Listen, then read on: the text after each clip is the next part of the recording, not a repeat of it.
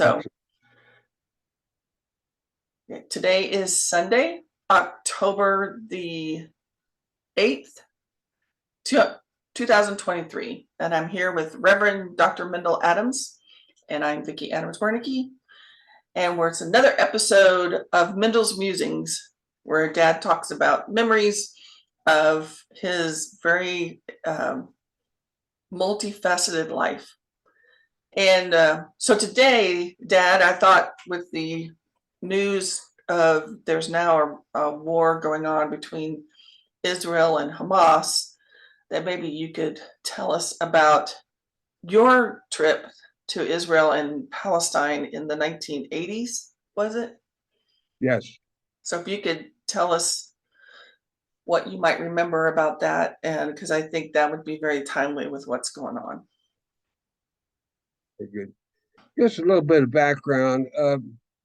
I didn't know a whole lot about Israel. I remember as a kid the Bible stories and so forth, and learned that we loved Moses and Jeremiah, and we loved Jesus and Mary, and we had a love for Abraham. We had a love for Israel in a biblical sense, a biblical Israel. Um, I also, uh, by osmosis, got this kind of uh, anti uh, anti-Semitism that was kind of adrift during my childhood days as well. And even though I was named after a Jewish employer of my father when my father was a teenager, that had not really inoculated me very much against anti-Semitism, because there was a lot of that kind of Jew baiting that was done in my family and so forth. But the people that talked about how they loved Israel, they loved the God of Israel, and felt it was their God. Uh, but they still have a disdain for the people of Israel. Then, and So, even the town you grew up in, that in Richmond, Indiana, that was kind of a attitude there too, is it right? very much so. There was a strong influence of the Ku Klux Klan there.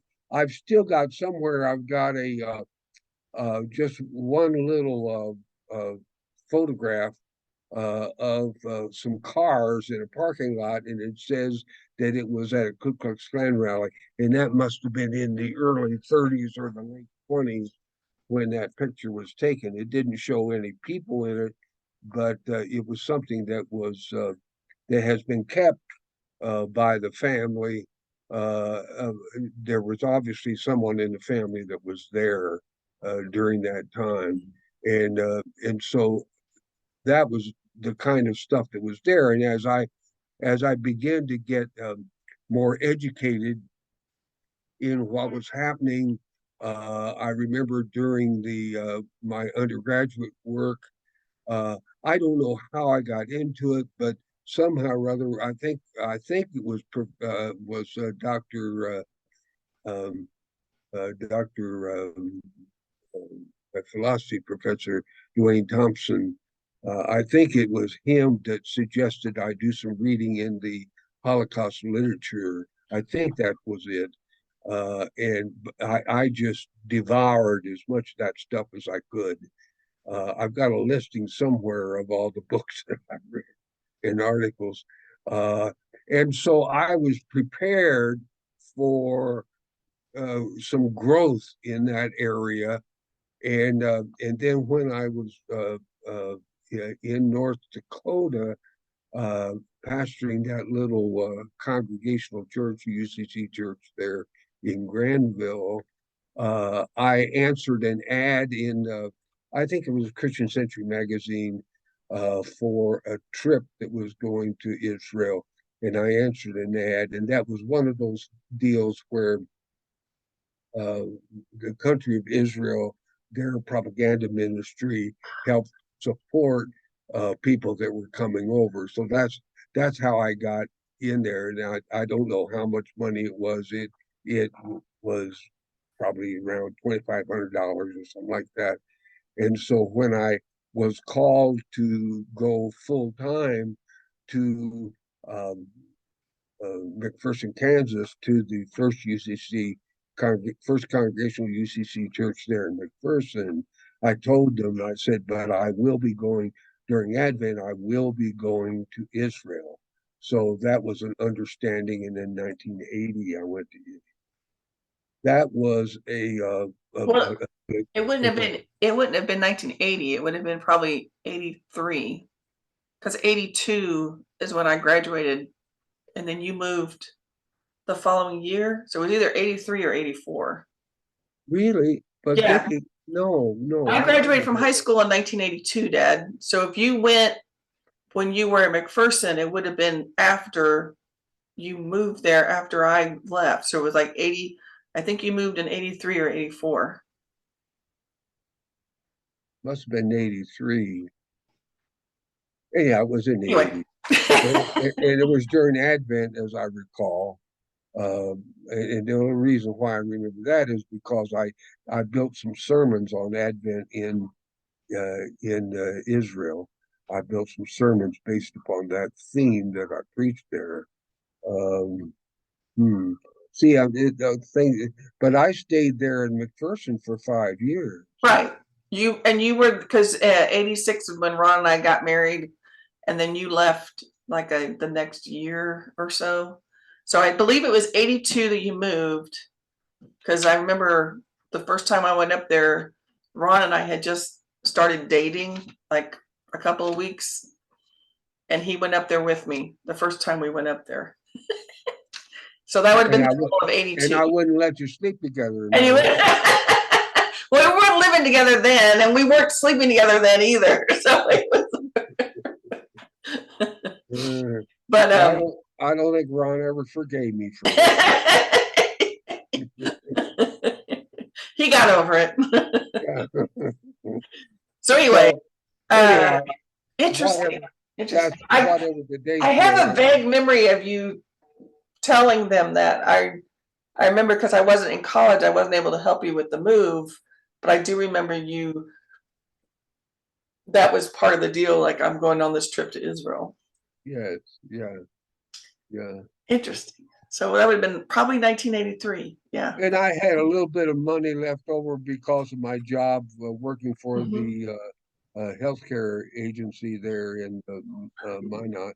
So I had a little bit of money that I could afford to pick up my part of that. And I was living alone at the time in there in McPherson. So that worked out really well. Right. I remember my grandma Godsey, who was still alive then, of course, Mhm. and when I told her that I was going to go to Israel, she about had a fit. Why in the world would you want to do that? And I said, well, I want to see the place where Jesus lived. Well, you don't need to do that. We know where that was, and and she didn't like the idea of me leaving the country at all. And Oh, so that was kind of an interesting well, thing. before you start talking about the trip, I just realized you, the country of Israel was formally codified in your after you were born, because you were born in 1938. Right. It was Wasn't in it like 48. I 47? was 10 years of age when Israel was acknowledged as being a legitimate uh, Its nation own country. by the United Nations. Right. And Harry Truman acknowledged him, and then the United Nations eventually acknowledged him as well. But that was in Because 48. 48, right? Because it was So I after would have the been war was 10 over. years of age. Yes, Yeah. 10 And you years. remember? And do you remember that? Hearing about that at the I time? do. I do. Part of the reason why I remember was that the fundamentalists taught that what was necessary in order to force the hand of Jesus to return to the earth was that Israel would have to be restored to the Palestinian area. And so it was considered to be a fulfillment of prophecy, and still is among the fundamentalists. They still work as some magic numbers trying to explain this, but you get Hal Lindsey and others that that have done that, have built careers and made millions and millions of dollars by Right. selling that nonsense to people. But it was embraced as a time to explain that that's when the end time was coming. And Scary. I'm sure that if we were on old Jimmy Swaggart or some of those TV programs today, that we would hear preaching on that now, that this is a sign that the end is Right. upon us, because they're gathered around Israel to destroy Israel, and blah blah blah. So when you went on this trip, and was it because I think I've seen pictures from it as well. How many people were in your group? Oh, that's good. That's a good question, because as it turned out, I was the only person from my area that was in this group, and they put me in this group, there was an Episcopal priest that was there, and there was the rest of them were about, I'd say probably about 15, maybe. I think there were about 20 of us in the group that were charismatic Lutherans. Oh my God. That's Lutherans who speaketh in tongues. Oh, no. Uh, and so that was just a strange mix. And here I am, a bona fide liberal UCC minister who is in this group of folk. Uh, and they were always on the trying to convert people and so forth. Funny things that happened. We had, like, when we went to the Camp David, or not Camp David, uh, King David? No. the hotel downtown Jerusalem was a Ramada David King David hotel, very swanky hotel, and they had a big kosher meal that was just magnificent. And one of these charismatic Lutheran pastors insisted that they have butter for his bread. And of course, it was a kosher meal, and they couldn't have meat and butter on the same table. And they tried to explain this to this Yahoo, and he would not listen to it. He just raised holy hell about it. He was the ugly American. Oddly enough, as we were leaving the airport to come home, a one of the very fundamentalist uh, Jewish fellows with the broad hats and the beards and the fringes and all this kind of stuff. He came around with the little leather boxes and asked if there was anyone that was Jewish. Well, this same guy said, "Well, my grandmother was Jewish," and he said, "Oh, really?" He said, "Yes." He said, "Is that on your mother's side or your father's side?" And he said, "On my mother's side." He said, "Then you're Jewish and you can do prayers with us." And you ought to have seen him. He was like a crawfish. He was backing up. "Oh no, oh no, oh no." And I said, "Go ahead and do it. Go ahead and do it." I said, "I'd do it if I could. If they let me do it, I'd pray with them." And it's the same guy that had raised hell because he couldn't have butter on his bun. It's called karma. Oh my gosh. I was trying to think of the names of the Jewish sect. There's the Hasidic Jews that. Yes, that's it. And you know what? I just thought of this, Dad. So that would have been 1983. That was 40 years ago. Yes. Yeah, yeah. So you would have been 45 when you. I said, "Oh, please let me. I want to pray with you." My name's Mendel. I've been circumcised. Does that count? Oh, interesting, interesting. So you So stayed at this, so there was about 20 of you and they were from like people from all over the country, I right? think it was like 10 days altogether that we Oh, were there. that's really And impressive. and they had a bus and we had a guide. And I don't remember his last name, and I'm sorry that I don't remember his name. His first name was Theo, as in Theodore, but they called him Theo. Okay. And the Lutherans were decided that they wanted to convert Theo, who was rather swarthy and was obviously a Palestinian, from the area. And so they wanted to convert him. And so they were trying to, do the come to Jesus kind of thing with him. And he said, "Oh, I'm a Christian." "Oh, well, Theo, when did you become a Christian?"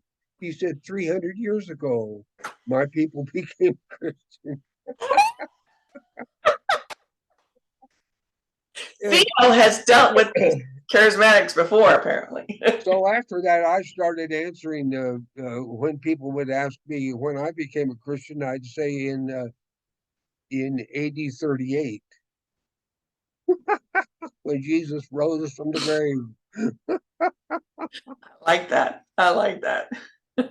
So anyhow, that was kind of those are kind of interesting little sidelights that happened, but it was worthwhile. I was there as the Israelis wanted me to be there to learn their propaganda about the Israeli occupation and what that meant. Okay, that's why I was there for their perspective. From Right. my perspective, I was there as a pilgrimage. I wanted to visit the holy sites, and so and I got to do that, and I felt really good about going to the Temple Mount, uh, placing my hand on the place on the Temple Mount uh, where Muhammad landed, and his foot made an imprint in the stone, and I laid my hand in that stone imprint. Uh, Wow. I went to the uh, Mount of Olives, and there's a place in the rock there which they say that Jesus' footprint weighed a imprint in the stone, and you could for $1 you could place your hand in that imprint, and I placed my hand in the imprint where his imprint made down. Um, there are two other places. There one other place, by the way, where there is a footprint in stone, and that is in New Harmony, Indiana. And Father Rapp, when he was there in New Harmony, they moved from Illinois. The Rappites were a commune of settlers in back in the 1700s, early 1800s, and they moved from Illinois to New Harmony, what became New Harmony, Indiana, and the angel Gabriel had visited Father Rapp on the shore of the river out there in St. Louis.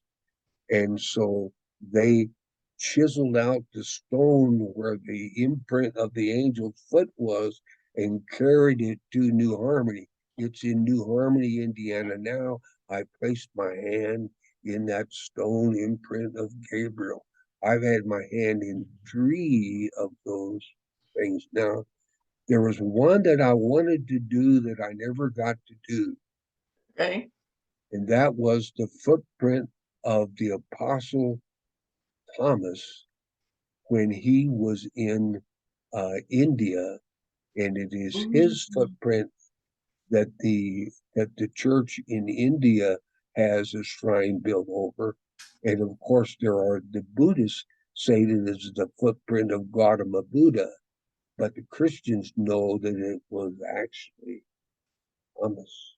Oh, interesting. Your father's hand has been on 3 of the 4 footprints And then I just read in the paper that they uncovered the footprints of the people here in the United States that go back hundreds of thousands of years.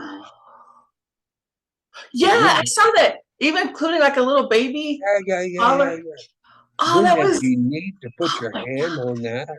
that would be Yeah. amazing. Yeah, that would be amazing. Anyhow, that's a side to point. That has nothing to do with that whatsoever. But it was part of that whole pilgrimage thing. It was part of visiting the sites, seeing the sites where Jesus lived and where he was put on trial.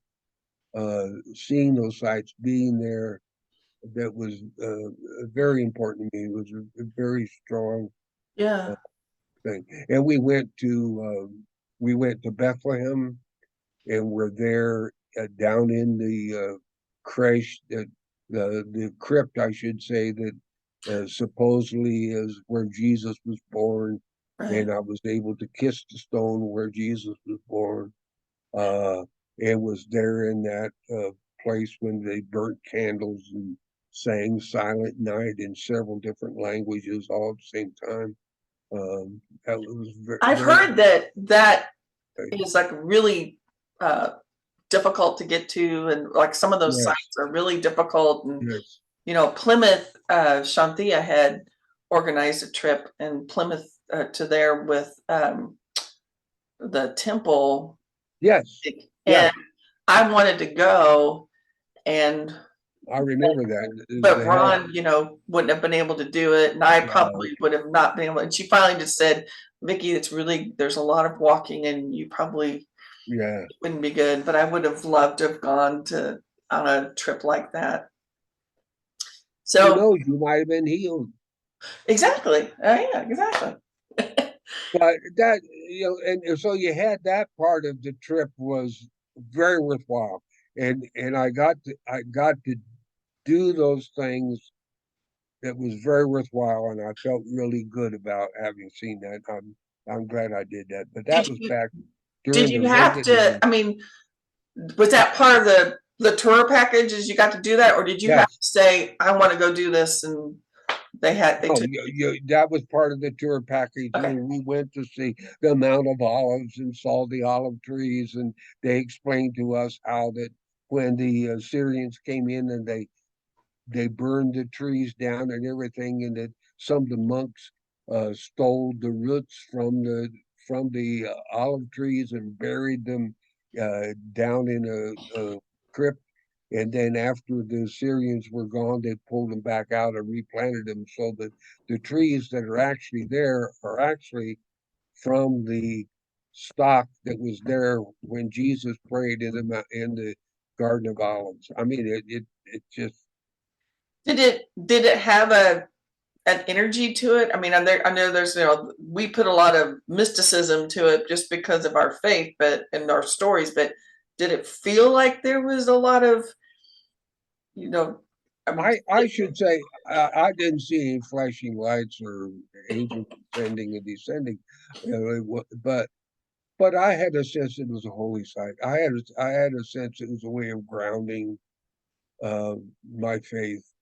Um, and I can look back on it and say, okay, now some of that stuff like it's kind of hokey, like you put your dollar bill down and you can put your hand in yeah, the it just, but the it's fact that hokey, but there it's were still kind of cool that you did it. I mean, it's and that there were thousands of people over 1,000 years that have done that. right, And so the very fact that they've done that, and that I've been able to share in that is worthwhile. It's it's not transubstantiation. It may be right. consubstantiation. It's kind of like visiting a historical site, right? It's just there's a lot of Exactly. history there. Like when I was in England and visited castles and stuff, it's like just the fact that I could walk where Shakespeare was, because I Yes. go to Stratford on the Avon when I was there. That's it. You can kind of sense the historical nature of it and the people that have been there before you.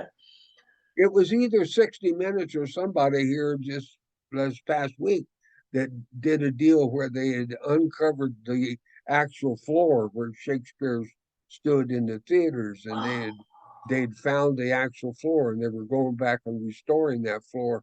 It had been built over for Oh, wow. hundreds of That's years. cool.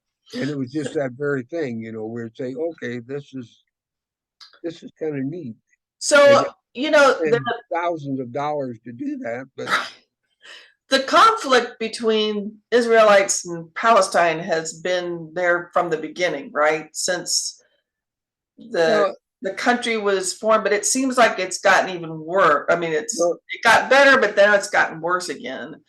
the facts of the matter are that the the diaspora of the Jews, when the Jews were nearly wiped out in Europe, they uh, eventually uh, began to migrate back to, next year in Jerusalem, we say Mhm. after every Passover. And so there was this natural longing to go back to Camelot, go back to the place where it all started, go back to the place that, this land is mine, God gave this land to me, that kind of thing. And so there was a whole Zionist movement that started in Germany, here in the United States. Some of that was that the other nations didn't want the Jews to come to be part of their Mm. mix. And so they said, okay, you go start your own country, and here's where you can do it. And so they put some money behind it to buy land and so forth, and they overwhelmed the local population. And the Palestinians had a very weak kind of government Mm. that had been, they were largely agrarian people that lived there, and they moved these very sophisticated Jewish people that had all kinds of abilities and so forth to move to start a new nation, and then there were uh, uh, European and American forces that, out of guilt, frankly, began to give financial support and so forth. And so the state of Israel is actually the modern state of Israel is actually a European uh, construct that was foisted upon the people that lived there. And so the in 48 there was a war of the settlers against the Palestinian people, and they didn't stand a chance, and so they got uh, marginalized, Hmm. and that has uh, the whole struggle between the Cold War got involved, in the United States pumped all kinds of money and prestige behind the state of Israel, and the Soviet Union was putting their money behind Palestine, and so there was that great divide that had to do with these uh, imperial powers that were trying to play the people actors against one another. So they never were able to work out their problem, and that's why we're saddled with today. Frankly, Yeah. it's just been terrible. When I went there, it was during the Reagan administration, and of course, every United States administration has had a magic bullet that they wanted to solve the problem. I heard where Jimmy Carter had said there were two things that he wanted to happen in his lifetime. One was peace in the Middle East, and the other one was uh, to outlive the Guinea Guinea Guinea worm virus that was causing Yes. this. He And they helped. said he's probably done that. Right. In the Middle East, Jimmy brought he brought Andy Young and others there to try to settle that differences. And then Mhm. you had Iran that got involved, And it wasn't that these people wanted the Palestinians; they wanted the Palestinians. The Palestinians were considered by the Arabs the way um, the Europeans considered the Jews. They were great people for us to support if they just stay over there, but Right. they don't want them where they are. And so you had these great forces that were at work. And Andy Young was one of the first ones for Jimmy Carter that suggested a two-state solution so that you'd have one area that would be compartmentalized, to be divided off Mm. between where the Palestinian homeland would be and where the Jewish homeland would be, and that has never really flourished because the primarily the right wing uh, came in behind the Jewish, uh, the Israelis, and the left wing tended to support the Palestinians, and so the people locally weren't able to deal with the issue because they had too many other people that were manipulating them. Did So, you get to, when you had your trip there, did you get to see part of what is considered Palestine? well, I'm glad you asked that, Vicky. There was um, there was one day that we had a free day, one day, free day, which meant that we could basically do whatever we wanted to do. And so a fellow who was the campus minister in University of Illinois in Champaign, he was along, and he was not. He was one of the others that was not a Lutheran that was with us. And so he and I decided we were going to take a bus ride uh, through the Damascus Gate and go back and go over on our own into the Palestinian area. So we rode over to Ramallah, and Ramallah is where the university is. And so we visited the university. And we had just been the day before, we'd been to Bethlehem. And there we met some Palestinian Christians there at the church in Nativity who explained to us something about what their grievances were with the Israeli government because they were not allowed the freedom of movement and so forth in Jerusalem, and they had to have their passports in order to get in and out of that area.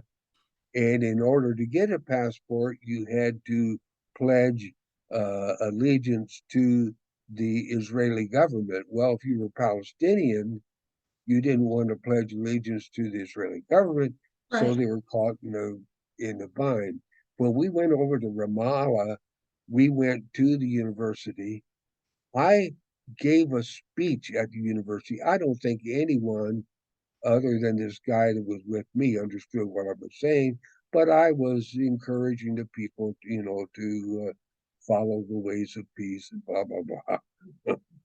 and, You just like randomly showed up and then gave a speech to people that were there? yes, Oh at the my gosh. university, like in a chapel service, Uh-huh. and I visited with some of the what was it called? Islamic Brotherhood, I think it was called, that later on became a very radical group. Yeah. And but I spoke to them. We met together with the president of the university's wife, and she lived in a flat there, and her name was Nasser. I don't think she was any relation to the president of Egypt earlier, but her name was Nasser, and her husband had gone to um, Jordan on a educational thing, and in the time that he was in Jordan, they changed the law in Israel, which said that he couldn't come back into Israel without an Israeli passport because they didn't recognize that that part of Jordan was not Israeli, and so he could not get back in without pledging allegiance to uh, uh, Israel. And so here he was out there in Jordan, Kind of in uh, limbo, huh? in limbo, and we Wow. visited together with his wife in her flat. Vicky, that was the first time I ever had Turkish coffee. Oh, They had these beautiful, well, I didn't drink coffee until after I was out of seminary. And they had these beautiful brass coffee pots that stood about 18 inches high, and they were just very ornate. And they had the little cups, little Damatis cups, I think is what they call. They're uh-huh. just a little bit larger than the thimble, uh, and so they went around and poured that coffee in there. Well, I was nervous where I was. I was so impressed with this lady and with the people that she had around. She was telling us her story and what it meant for them to be there in Ramallah and what it meant for them to be under Israeli occupation. And I'm drinking this coffee. Well, instead of sipping it, I'm drinking it down. And I must have drunk four of those. Oh no. And I was wired. Oh my God, was I wired? I've heard that coffee's really strong. Coffee, you could float a spoon in it. It was so fast. And it had a lot of sugar in it too. Oh my God. It was wonderful. And I would empty it and they just fill it back up. And I'd empty it and they'd fill it back up. And it's a good thing I'm not an alcoholic because I would really do that. And so anyhow, that was one of the things. So then when we went back and the music on the buses was just loud, loud, loud music. You could hardly hear yourself think. It was so Well, loud. did you have to show your passport then when you were going Yes, back and forth too? Okay. yes. And the music was loud and it was filled with students and it was very exciting time, extraordinary exciting time. I'd have never done it by myself, but I did it Yeah. with this big fellow who was the chaplain there at the University of Illinois. Nice. When I was leaving the country, the person that was going through my thing said, "Did you leave Israel at any time while you were here?" And I lied. I said, "No."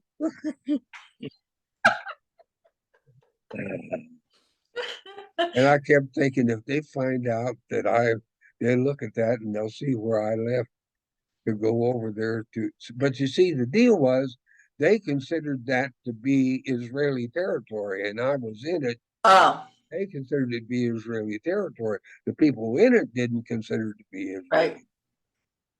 So you And didn't have to have your passport stamped no, when it you didn't went have over to be there. Okay. stamped. No, I had it with me, but I didn't have a stamp. Yeah. And so I lied like a son of a bitch. I told them, no, I haven't left it. And they asked me if I Well, you had didn't go to Jordan, so you didn't leave the country. Yeah. right. They asked me if I had a weapon, a gun. And I said, no, thank God. And the guy that was taking me through said, would to God we could say no. Say The that agent, again. the agent that was checking me out at the Yeah. airport, he said, would to God we could say no. He didn't have a gun. Wow. So I consider that to be a telling kind of a thing. Uh-huh. But I was able to see, I saw uh, some of I forget what they called it. It was a shrine like that was built for the uh, Dead Sea Scrolls and Oh, and the big scroll that that went around and 360 degrees, a huge big thing that you could walk around, the Isaiah scroll. So you got to You could see walk it. around there. You got to see it. I got to see it. Yeah. Oh, that would be Now, cool. now that was before they have uh, a museum for the Holocaust that is there, and they've got a couple other things that are there that it was not there when I was there, so I Right. didn't even see those. But and But I seeing the Dead Sea Scroll, I mean, how big is the Dead Sea Scrolls? I mean, well, the ones they had enshrined were probably, I would guess they're about 2 feet this oh, way, and then oh Lord, I bet it was 150 feet long, and they had it all around, and then you walked around it, and it was uh-huh. all lit up. It was quite impressive. And of Extraordinary. course, the people that could read Hebrew could read part of it. Uh-huh. Uh-huh. And I heard some fundamentalist guys, you see here, this proves that Isaiah, there was no such thing as second Isaiah and first Isaiah. It was all written by one person. No, that don't prove that. You know, it's like fascinating when, and I'm Mm, sure you discovered this when you were doing your Greek translation class and everything. It's like the not using punctuation oh, and yes. how things are interpreted, because where a comma or a period can make a huge difference in Yes. how a sentence comes together. And you may have a flashback on it. Yeah, yeah, So right. you say that, so the jot and tittle would say, tell that to the fly. Um, Exactly, exactly. it's just Yep. a lot of nonsense that came about. And So we what were the went to another thing along that line. We went to Jericho, oh, and I wanted to see the walls of Jericho. So they had dug down to the base of the walls of Jericho. Well, of course, we know the Bible story, right? When Joshua fit the battle of Jericho and the walls came tumbling down, we know that story. right.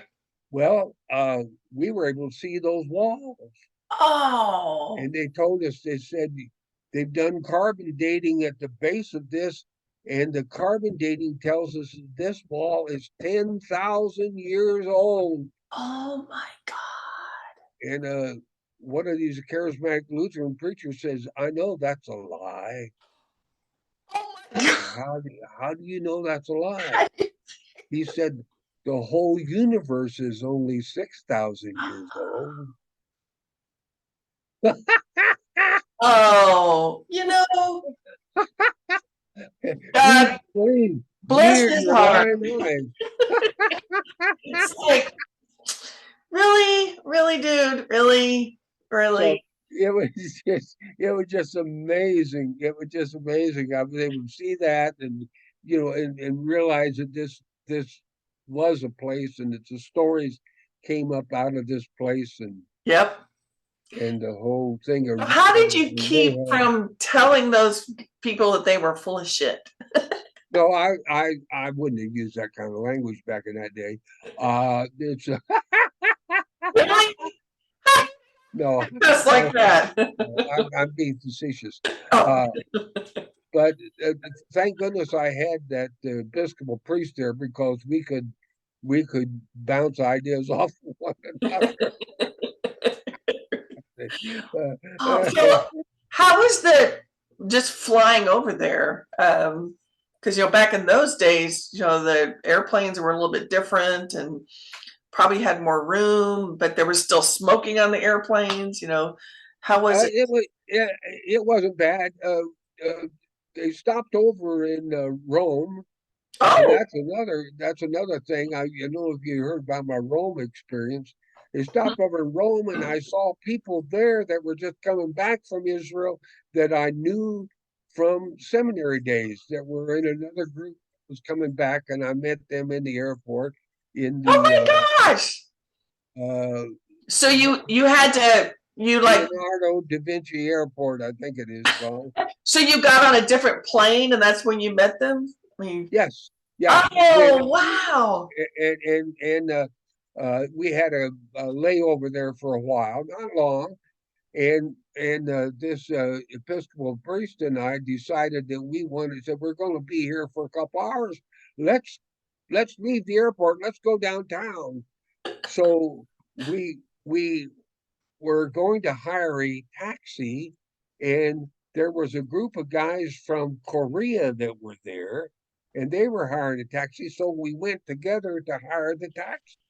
And so there were four of us in this little taxi besides the driver, and he drove us down um, uh, to the Vatican, Oh, and we were there. We walked very hurriedly, walked through St. Peter's Square. I bought a couple rosaries while I was there from a vendor that I was assured had been blessed by the Holy Father.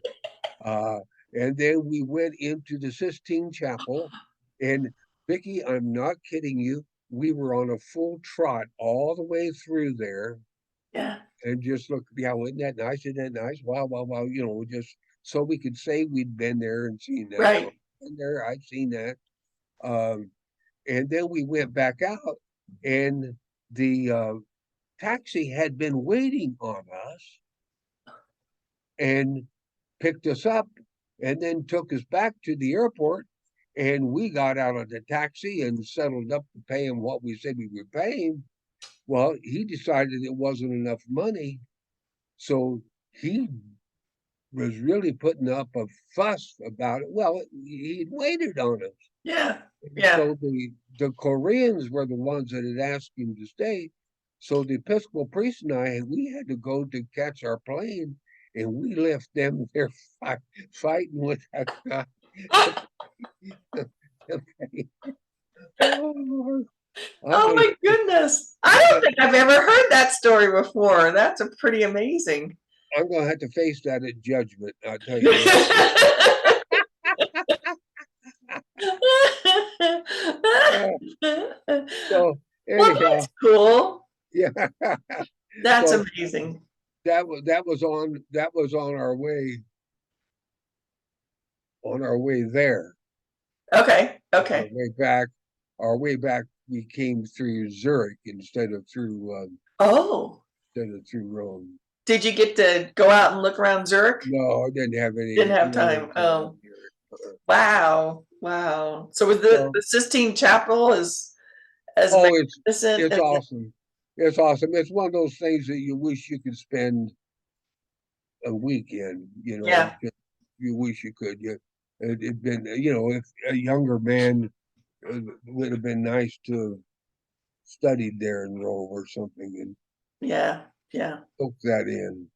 yeah. So, but Uh, anyhow, that's how long of the, do you remember how long of the flight it was altogether when you I were? don't remember. I don't remember. Uh, I've got I've got somewhere around here in all this mess. I've got my copy of my ticket somewhere. I think Yeah, yeah. I could I think probably I've figure seen that that. out.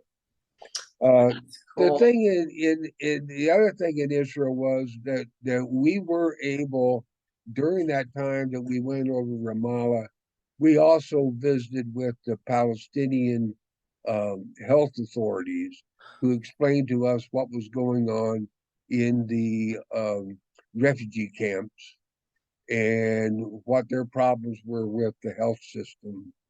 And so they explained that to us. So I got a real feel for uh, what people in their occupation are having to deal with. And it's just gotten worse. During the Reagan administration, his whole deal was to work out something with Lebanon, and that was for the Hezbollah had taken over there, uh, Mhm. and they were trying to work out something where the Lebanese could help to solve that problem. And Did you, when you were in Israel, were there a lot of armed military people yes, walking around? yes, Um, were you? Were you nervous at all about? No, I was, and probably part of that was the old ugly American thing. I had the sense that, nothing's going to happen to me. I'm an American kind of thing. And Mhm. I was very careful. I did not, I was careful not to uh, go off on my own, except for when we went over Ramallah and we did that together. And I felt fairly safe in doing that. Well, I would think because you were there with that tour group, they had some protection, that Yes. was built in as well. But and my I don't know if this is true, but my sense is probably it's a lot worse there now. I think It so. was 40 years ago. I think so.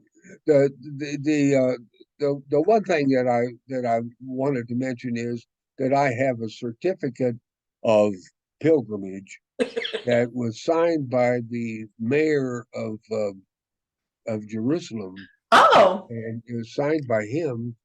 But they didn't date it, and so I've got the certificate that says that I can declare myself a Jerusalem pilgrim. I can take that title, and I've got it hanging on my study wall right now. But it and doesn't even have like it doesn't even have the Jewish year, the Jewish. hold on a minute.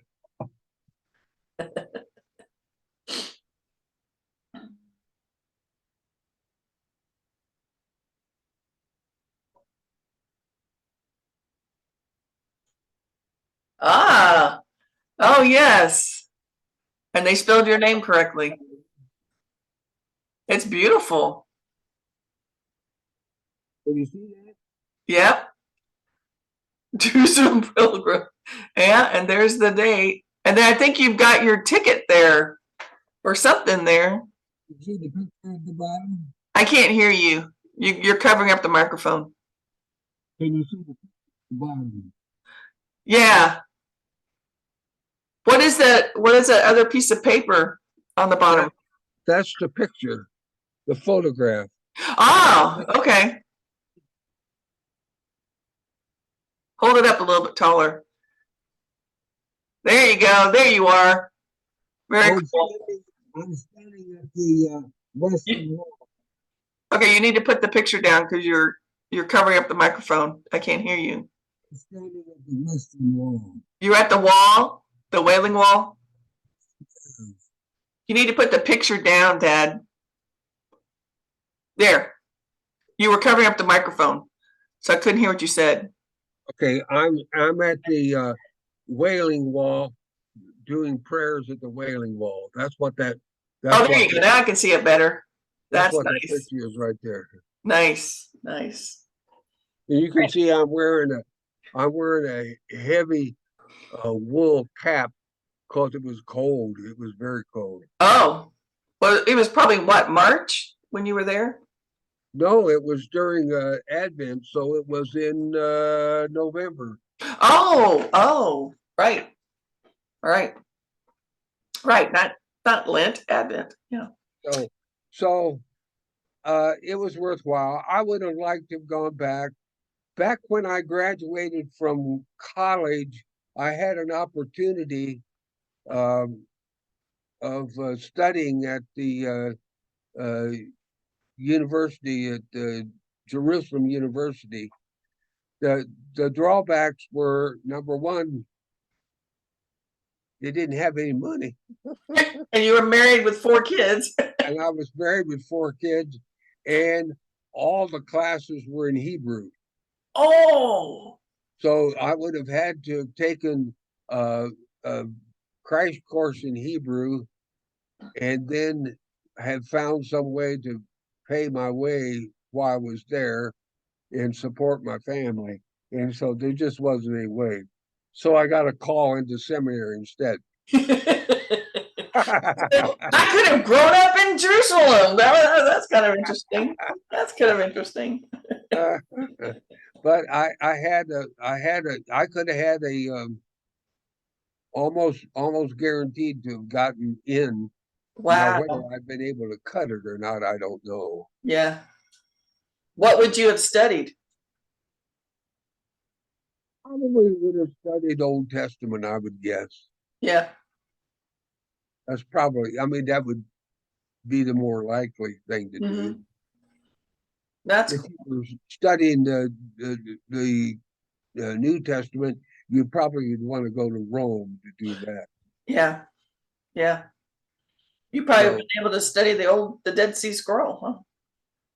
well, I don't know. You see, it was only just in the last 30 years that they've allowed scholars to open that up. There for a long time, they weren't. You had to have special permission uh, from the Rockefeller family and from uh, the Israelis to be able to even get your hands on it. You can get a facsimile of it, parts of it, but Uh-huh. you couldn't actually see the Dead Sea Scrolls. Interesting. They Interesting. kept it from us. Wow. Well, thank you for sharing that today, because I think kind of especially with what's going on now between Israel and Hamas, and then the Palestinian people are getting caught in the middle. Very Because much I heard, so. I heard on NPR this morning that the Hamas was even killing Palestinians. Yes. They would Well, say, they'd "Oh, be seeing them as collaborators, you see. yeah," and I'm like, "No, I'm an Arab. I'm not. I'm not Israel." And they like didn't care. Like there was, um, so the reporter who is based out of Jerusalem for NPR, he was at the hospital and he turned a corner and he saw one of his professors from Brandeis University, and the professor was wearing a Brandeis t-shirt even, and the gentleman was standing at the foot of his grandson's bed because he'd been shot, and he was like a teenager, I think, and the rest of the family had been shot and killed. The grandson's parents and I think other siblings, and he had pretended to be dead, and the Hamas guy still shot him anyway. And it's just like heartbreaking. It just like, what? Yeah, it's just, and part of the thing, I read an article too this morning that said the Hamas took advantage of the unrest going on in Israel, and either because like how did Israel not know this was going to happen? It's like they're equating it to a 9/11 attack. Yes. Then what's going on in uh, Saudi Arabia and trying to become normalized with Israel, what's going on with Iraq, and then our own political upheaval now about not having a Speaker of the House. And I thought this too makes us vulnerable as well. And it's just Sure. it And is very and strange. BB has uh, uh, things before the courts over there where he's accused of racketeering and so forth, Yep. and he's tried to uh, do away with the court's jurisdiction over him, and Yeah. so the people have taken to the streets, not wanting to lose the independence of the court system. And now It, there's some talk about those people are going to stop protesting because yes, of the war. So yes. it's, you would hope that the powers of be wouldn't encourage attacks, but I don't know. It's really scary. I just finished reading this book for the book club called uh, "The Petals of the Sea," the Long Petals of the Sea by what's her name, Allende. Hmm. I hadn't heard of that one. A long petal of the sea by Isabel Allende, and it's about the people that it's a novel, but it's based upon the time when the people in Spain uh, when Franco was trying to take over Spain, and he eventually got it done, and the struggle that was done there, and then they these people escaped Spain and ended up over in Chile, and then how the same fascists were taking over Chile, and how they dealt with that. And I thought, they're just it's part of the human condition, Vicky. I know. Yeah. It's part of the human condition, and you So know all we can do is try to make as much peace as we can where we are, and that's it's sad, but that's true. And so everyone yes, keeps saying, like Jimmy Carter, if I could, that's I will yeah, consider my life to be incomplete if I could bring peace and say, well, let there be peace on earth and let it begin in me. Well, right, yeah. that's So it's hard not to be yesterday, cynical. yesterday I was at the grocery store. Unfortunately, there's a Walmart grocery store by our house, and I do go there. And I was just getting a few things, and it's all self checkout too. It's ridiculous. But there was a young woman, and she had two little kids. They were 4 and 5. They were adorable, a little boy and girl. Of course, they were just bouncing around the place, and she was trying to keep them corralled, and it was so cute. But they were really cute. They weren't being bad. They were just being little kids. And so I was enjoying kind of watching them, and her. I was finishing up mine, and I heard her say to the Walmart worker, "Oh, my card won't work. I need to go out to the car and get another credit card, and but I need to leave it here, and I'll just be right back." When there was a line of people behind her, and I looked over, and it was like $50. And so I said, "Can I buy it for you?" And she's, "Oh, really?" And I'm like, "Yeah, it's just, it's only $50, and you've got these little kids." And I didn't know if it was her. I didn't know what kind of card it was, and I didn't ask. And she probably had the money, but it's just like, it's only 50 Yeah, bucks. And so she gave me a big hug, and I just said, you're going to be, you're a blessing." But it was like, not to brag, I'm not bragging about myself, but it was kind of like, she could have gotten really upset. The Walmart worker yes, could have got upset. The people behind her could have gotten upset and said mean things. And it just like, there's no reason why I can't just help bring some peace to you and just make your life better. It was only $50. And it was she had been really fussing with the kids, but her face lit up, and she just had a big smile, and she was really grateful. And it was just, it made me feel like, okay, God brought me here this day to do this, to help her. And so, but that's about all we can do, right? exactly, exactly. Well, the old man, your old father realizes that more and more.